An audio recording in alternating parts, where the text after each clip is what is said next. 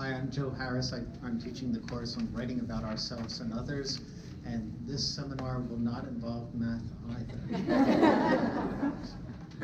Will involve actually a bit of writing, and I was struck when Greg was talking about his course. I know all those books, and I really like those books, and a lot of the issues that people face in learning how to draw are in fact issues that they face in learning how to write as well. I taught a seminar for DTI in 2017. I want to echo what other people have said before me. It was a happy, transformative experience, one of the best experiences I've had in a long career as a teacher. I wanted to be there every Monday, and the other people in the room acted as though they wanted to be there too. The fellows did wonderful work and made me feel like a wonderful teacher. So it's an experience I'm glad to have again. Now, that first seminar was called the fourth genre, creative nonfiction. And what we did in that seminar was try to blur what is often a very rigid boundary between fun writing stories and poems and personal essays and things like that, and not fun writing, which is almost everything that students are asked to write in school. And so the question was, how can you turn some of the not fun writing into more fun and more invested writing? This year, I want to drill down a little deeper and look at a particular kind of creative nonfiction. That is sort of a person or people-based sort of writing. So writing about ourselves and others. In terms of writing about ourselves, we will look first of all at personal stories, which students are asked to write from K through 12, right? The sort of me and my family to the dreaded SAT personal essay. Students are continually asked to reveal themselves in writing. I also want to look at what I would call a documented memoir. What happens when you ask students not just to remember things that happened to them, but to look at evidence, texts from their own histories. And then also what's known as an autoethnography.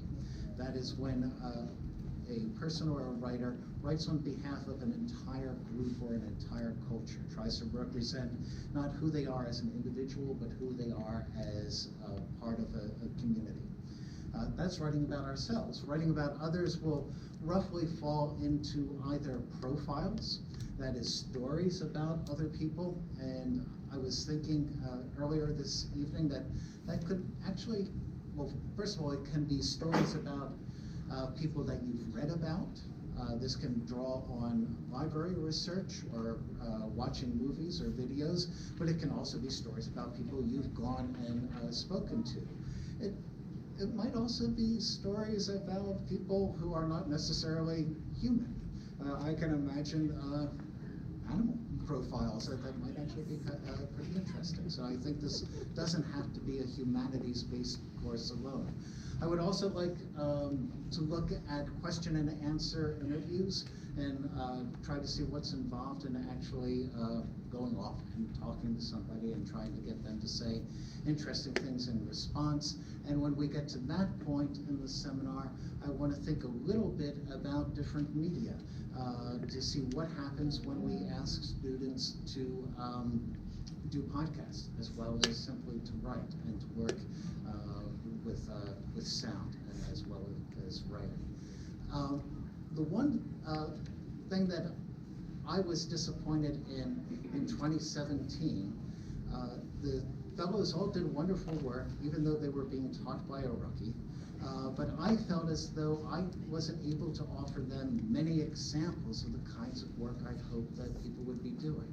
This year will be different. I've asked three members of the 2017 seminar, a kindergarten teacher, a middle school L2 teacher, and a high school English teacher to come back and talk about the projects they developed in the Creative Nonfiction seminar, since they all related to this issue of writing about ourselves or others. So I think you'll also be able to talk with people who have done this kind of work and who have tested it out on the ground as well.